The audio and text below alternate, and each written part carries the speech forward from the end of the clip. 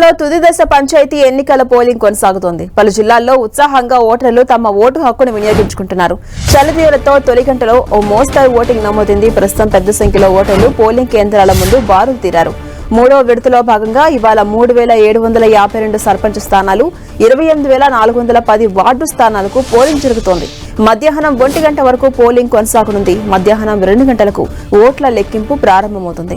రాత్రి వరకు ఫలితాలు వెల్లడి కాబోతున్నాయి.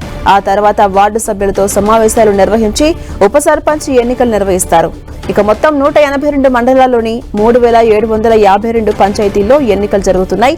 ఈ విడతలో 4157 గ్రామాలకు 36434 వార్డులకు నోటిఫికేషన్ ఇవ్వగా 394 గ్రామాలు 7916 వార్డులు ఏకగ్రీవమయ్యాయి.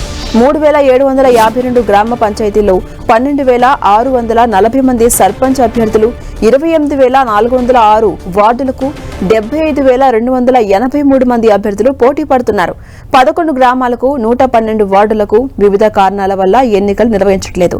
2 గ్రామ పంచాయతీలు 18 వార్డులపై న్యాయస్థానం స్టే విధించింది. ఇక ఈ ఎన్నికల్లో మొత్తం 26,01,861 మంది పురుషులు, 27,04,394 మంది స్త్రీలు, 140 మంది ఇతరులతో కలిపి మొత్తం 53,06,395 మంది ఓటు హక్కును వినియోగించుకోబోతున్నారు. వారు 36,452 పోలింగ్ కేంద్రాల్లో తమ ఓటు హక్కును వినియోగించుకుంటున్నారు.